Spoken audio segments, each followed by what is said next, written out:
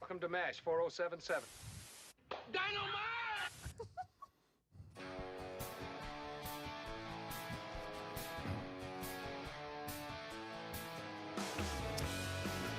Hey, good morning, Doug Pagitt Radio on March 28th edition. Not quite as good as 1970s television, but you know, it's good enough. Good times. It's good enough for what we've got right now. I loved that It's show. better than most other things you can listen to now. But you know, nothing will ever compare to the glory that was 1970s television for some of us. It was, I mean, maybe now, but you know, television now is as good as it you could ever want for adults. I don't know for not for kids. For a kid, I don't know that a kid is feeling the drawn-in nature that. Yeah, we watch some of those older shows. The kids and I, and they just love some of them. They still get them, don't they? Yeah. The Cosby Show is good. The first few seasons, I mean, laugh out loud funny. You know, that's a little bit older, but newer. Yeah, 1980s. Yeah, Isn't that funny? That's a sign of old people right there. That's an 80s. That's not a 70s. That's show. not quite so old. That's a little, you know, that's a little recent. I was 1984. I was wondering about the Dukes of Hazzard. I used to love that show. Yes. I thought about wondering if my kids would like that or not. I don't know.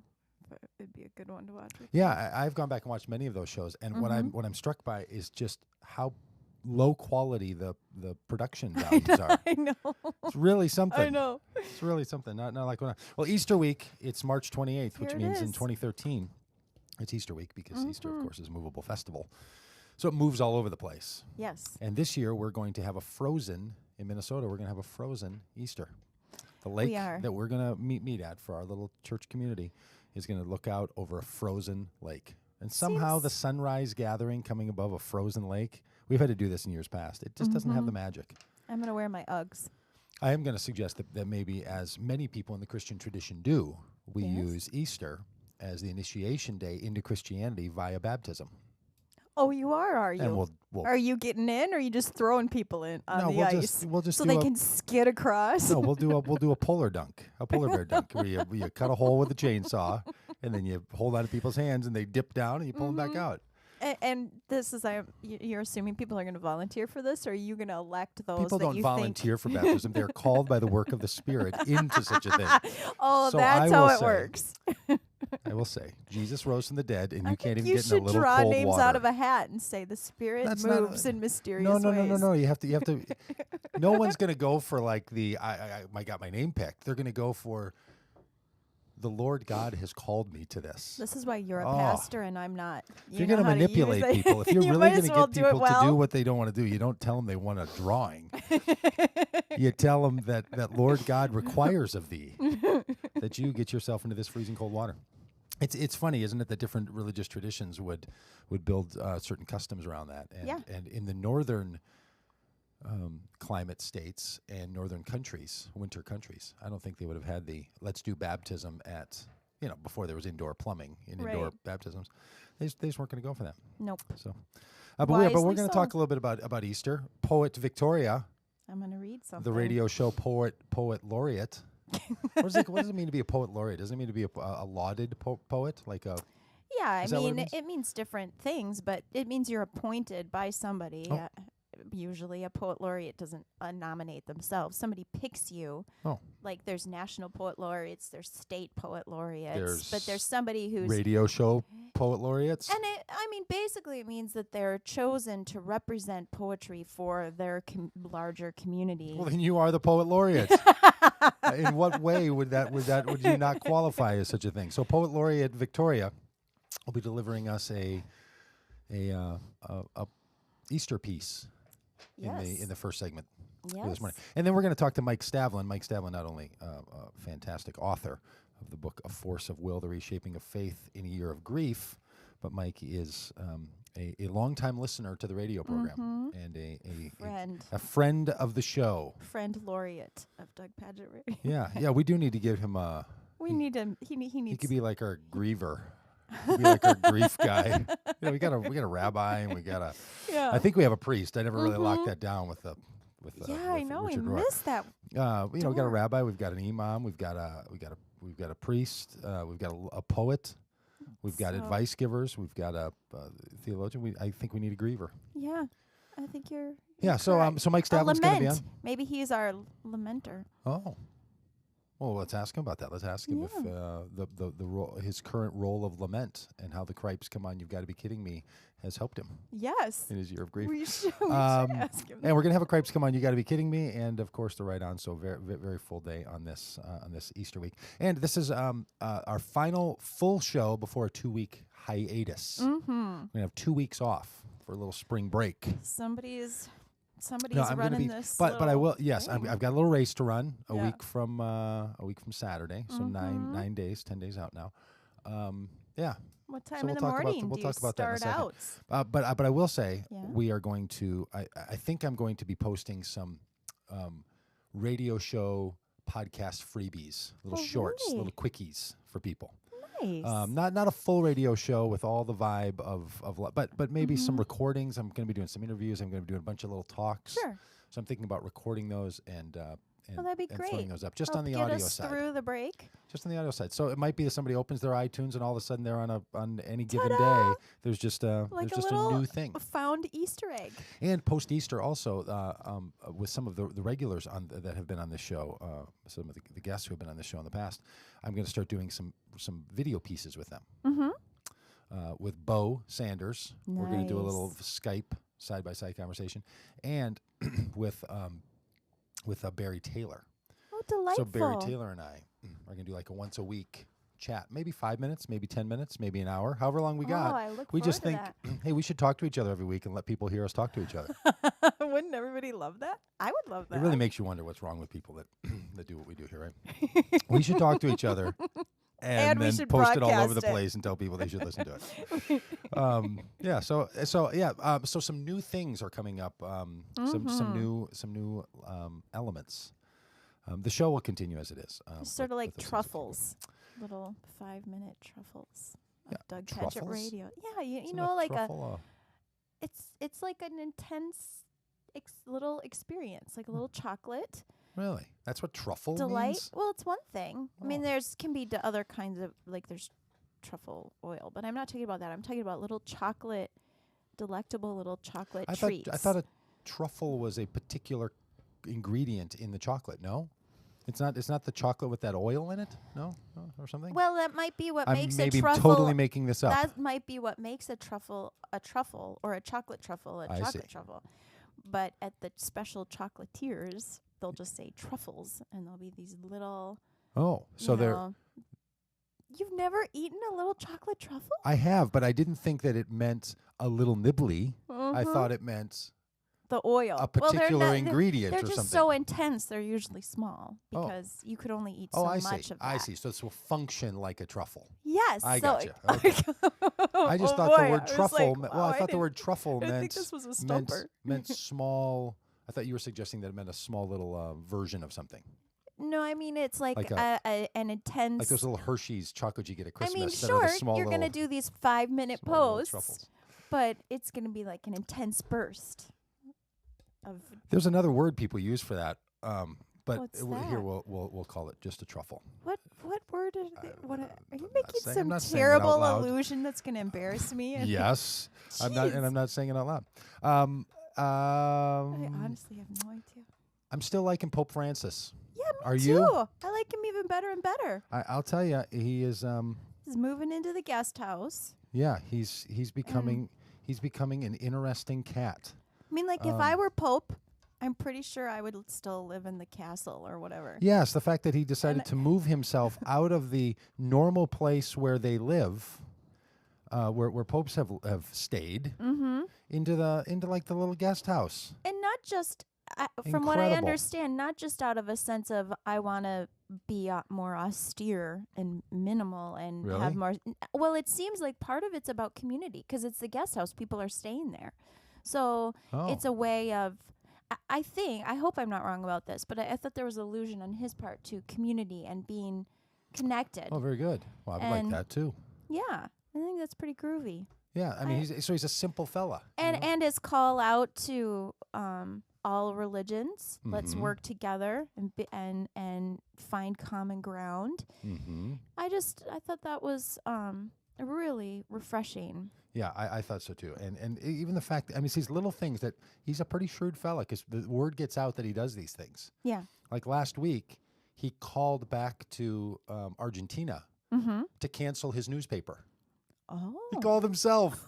Like he called the newspaper, like, "Hey, I moved. I got a promotion, and could you cancel my newspaper, or any chance you could forward it off to the Vatican?" And it could be a couple of it could be shrewd, but it also could just be like. Yeah, but it didn't occur to him. Yeah, it was somebody's letting people know. I mean, it reminds me, somebody in my family just got promoted and got, she now has an assistant. Yes. And she's like, I don't really know what to do with this assistant. Oh, yeah. She's like, I'm so used to doing all this stuff, making my travel arrangements myself, doing it. And it's like, I keep trying to think of things for her to do. Like you're feeling like you have to come up with things at the it's like her job, you know. It reminds me great. of Downton Abbey when this guy finds out he's like the heir to this thing, and he shows up and he's like, I want to dress myself. I don't want a person to dress me. And the current lord of Downton Abbey says, hey, why would you deny a man his job? Like, that's his job, to dress you. Like, let the guy do it. Well, there's an interesting cross currents for that conversation with the Pope. But then you come back, So is he Who's the denying? Pope bumping from doing his perfectly good job? I didn't think about that, and I don't mean to critique. I mean, I think all of us have to sort out in our lives the ways that we need to arrange ourselves to try to help us move forward. And we tend to know our weaknesses. And I hope that with Pope Francis, it's not like everybody has to always deny themselves or be austere or minimal. Like, I don't get that impression from him. I get a sense of this is what he, I don't know. I bet if he's a total pain in the ass to travel with. Maybe. I bet he'd be like the worst guy. Like you pull up to the gas station, you go in to get treats, and he's like, "No, I'll just have a cup of water." I know. You're like, seriously? Not I even won't some share the sunflower gummy seeds? worms with you. You want to get anything? God, this guy's a total buzzkill. Yeah. I bet over the years, even though we kind of like him now, like he's really stepping back the whole pomp and circumstance of religion, that he's probably like, people are like, oh, God, there's that guy again. It's a tricky thing, I think, to try to live intentionally, but do so in a way that doesn't leave other people feeling judged or trying to, like, you're trying to evangelize everybody to live the way you do. I mean, some people are genuine. I remember this when my kids were really, really small, and my son showed a lot of signs of concern about impulsivity and hyperactivity. So we made a decision not to use much media in our lives because we were concerned about some of the research we had read. And people were crazy with us, like, really? Oh, you're not going to let your kid watch shows? And we're like, just for this time in his development, we will later. And we do now. So I'm like, this isn't a need. I think they felt judged. And we're like, this is just our that they constellation. thought you were making comments on their... We're like, we have nothing to say about your TV viewing or your choice to show media because this is just what we think is... Yeah, but it's when you bring it up at dinner party all the time. Well, I don't know. We don't know that because we don't have a TV. No, it's when you're we one of those people. It's like when you're the vegetarian that's like, I would have no idea how you cut meat. But you know that we're not I'm like a total that. pain in the neck. You know that we're not like that. Not even when we were restrictive diet people. Are you sure? Yes, right. I am actually. Well, how did this come up that you were saying to your friends that your kids are going to stop? What would come Hang on a second. We have an incoming call. What? This happens to us. This has never happened with me. It does happen. People give a call to the studio line 612-562-8255. Hey, caller. Hello, how are you doing? Is that sidekick John Music calling in on the show? John Patrick. That's right. John Patrick, sorry. How are you? Is that sidekick John Patrick? I forgot all the sidekicks want to have these little variants of their names. Sidekick John Victoria Lynn. Sidekick John Patrick. Hi, John. Hi, Victoria. How are you? I'm well, and I miss you. John, you sound a little under the effect of something. Hey, look. Let me tell you guys. Yeah. There are people who are addicted to cigarettes. That's horrible. Yeah. People who are addicted to food, or addicted to whatever. Running. Let me tell you, if you want to be addicted to something, be addicted to Valium because this stuff is off the chain. Do you John, have some to share? John, what has brought about your Thursday morning Valium intake? What has caused this? Well, I went and I had a surgical procedure done in order to remove the flow of sperm into my sexual fluids. You had a vasectomy today and are calling the radio show while in recovery? The big Yes, I am. Wow. Yes, I did. That is fantastic. Okay, John, I just have one thing to say. Frozen peas. Frozen peas, my friend. Yep.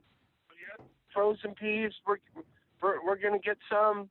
But you know, like this Valium, I got the munchies. I want to go buy a bakery. So are you how did it go? I've never had a vasectomy.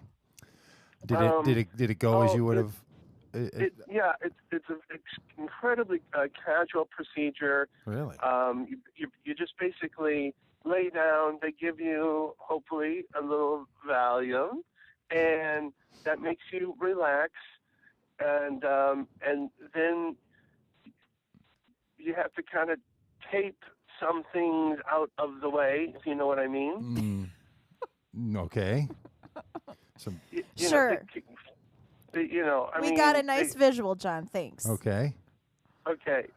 Because the only thing like dangling around in front of the surgical area, right? I see. You could have stopped at tape. You had me at tape. So then he really starts like massaging down there, and I'm not like looking up because I really don't want to see this, but he's kind of like massaging and like looking. John, are you sure that you've gone to a reputable doctor this guy for above such a board? Is he taking his boards? Has he done one before? Did you research? Was there even a sign out in front of the place, or did you just duck in from the alley? I thought this Craigslist ad was skeptical at first too, but that's right. All right. I think it's really paid off. Yeah. No. But so then they inject a little of like lidocaine, to numb it, and it creates one little incision kind of right in the middle between the testicles. That's fine. And so then you can say testicles on the radio. And he has like a little tool that looks like you used to do with like a latch hook rug or something. It has like a hook on it, and so he goes in there. Are you watching this, or is this just what you've seen on the internet? What's that? Were you watching this live while he was doing this, or do you just know this is the procedure from watching videos on YouTube? Well, he said he did it to himself, so he felt that he was, qualified. I guess. I'm saying, were you actually watching him do these procedures on you? On your own body parts. Oh, no. Okay. No. Okay, so your head's back. Yeah. All right. Well, there is some excruciating pressures. Yes. That you feel that catches your breath throughout the procedure, but boom, boom, boom, you're done in 22 minutes. 22 minutes. 22. Speaking of YouTube, it has now changed your tube. So now you are a man who can't produce you. It is really. Oh my God! You're getting Dr. Seuss on us. He's really gotten to YouTube. John Music cannot reproduce himself any longer. I'm surprised they don't have to put you under for that. That sounds like a sad day. Well, no, but not to you, is it? Like judging by I don't know what I was like 12 or 13, when I started on that road to now. I think it's pretty lucky I just come unscathed with only 2 little ones, so. Unscathed. So you feel like you really dodged a bullet. Oh, many. All the potential yous, the variations of you that could have come to the world. You've dodged a bullet by no longer having a loaded bullet. I think the world is a better place. Because, John, not being somebody a part of the Russian Communist Party is really a fan of the one child approach, aren't you? If that. Yeah, if that. Well, you have 2 lovely daughters. Yes, we're glad they came into the world. Yeah, they are fantastic. The world would be lacking something without them. Yeah. But it's time for you to put those potentialities to rest. Congratulations. That's right. It's time to move on and to ejaculate with impunity, like I was created to do. Well, I think there was a way. Yeah, I think there was a way you were created to ejaculate, but which is hey, Todd, sperm loaded. Yes. Hey, isn't it funny? Like I lived with you for what was it? A 7 years, long time. Yeah. Mm-hmm. Yeah, like for like a year or whatever. Yeah. And you know what's interesting is I never saw Shelley naked once. God. That's true. That's true. But I saw you naked 2-3 times a week. Did you really? Yeah. Well, you're welcome. You're welcome. Is the Valium causing you to become sort of thankful for things? I was just thinking about it. I don't know. Yeah. So while you were having your vasectomy, you were thinking about seeing me naked. No, he was thinking about the absence of the women he hadn't seen naked. Apparently. Oh. Why do women always make it about you? This is about me. It's not about me. This is about me and Johnny. I was really more worried about like Dr. Kelly and Nurse Battleaxe, whatever they were doing down there, yanking around. So I wasn't really thinking about a whole lot. All right. Well, John, we couldn't be more glad that you are no longer capable to reproduce. Oh, amen to that. And amen. And whenever the Valium wears off, yes. Don't listen to this segment. Don't listen to the. Yeah, that's right. Don't listen back. John, thanks for the call, buddy. All right. I love you guys. Talk to you later. Okay, see you. Bye. Bye, John. How about that, Victoria? John Music calling in with his vasectomy. He told me he might be calling in. Yeah, I suspected that you knew that was going to happen. I did know. That was a That's why I was typing there. A little delightful surprise for me. Wow, this has really got multiple layers going in. I really hope my parents aren't listening today. Really? That's all I have to say. Would that push them? Are they Catholics? No. Do they not appreciate vasectomies and the interruption of the I think reproductive act, general, which is the reason for marriage? They're fine. How about those people? Yesterday and the day before, how about those people? Like, the reason for marriage is that you can make kids. Oh, what? I know. Oh, for the love. I know. But anyway, your parents would have been. It got a little particular, a little detailed there a bit, and so I just. Really? Oh yeah, you would be. They would be uncomfortable, or you would be uncomfortable with them. Well, that's a good hearing question. I don't know. Or both. I mean, you'd be made uncomfortable because they would be uncomfortable. I'm not used to having grown up talking about that kind of stuff with them. I mean, we just didn't talk about things related to sexuality, or we didn't have an anatomy. Or anatomy, or no, we just didn't. The school kind of took care of it. They just left it at that, which was there. I mean, I know a lot of people like that, and as parents now, my husband and I have to remind ourselves upon occasion, we need to figure out how to have some of these conversations. Yeah. Not really, because we just think there's a lot of things you could talk about there that would be good. So anyway, it was just I'm just not used to it, I suppose. And I guess one could destigmatize all that in some appropriate way with their children, right? Like figure out how you could say. That's always been our goal. Vasectomy and testicle. Yeah. And there's all kinds of other words, that you want to, I guess not use. Yeah, well, or just like you said, destigmatize, or figure out how to talk about them in ways that are appropriate. I mean, maybe we just made a contribution to the world by destigmatizing some of those things a little bit. I don't know. Oh, yeah. I don't think so. I'm just trying to put I think we traumatized the world, perhaps. I think I'm a little traumatized. We promised you Doug Pagitt Radio. Not quite. It was the tape that did me. Not quite as good as 1970s television. Marsha. Welcome to MASH 407. But pretty in its own right, don't you think? Yes. All right, so we're going to give a call to Mike Staveland here. Mike Staveland is the author of the book, Force of Will, The Reshaping of Faith in a Year of Grief. And then after our conversation with Mike, you're going to hear from Poet Laureate Victoria. Now in the 11 o'clock hour, That's it. You were bumped via vasectomy. Yeah, I know where I rank now, just below. Your poetry has to take a back seat to a good vasectomy story. To the sidekick. All right, so stick with us. If you're listening on on the speaker channel. It's going to roll over to a new one if you're listening on the website. You'll do the same thing if you're listening on the video. You'll roll over to the next video. So we're back in a minute.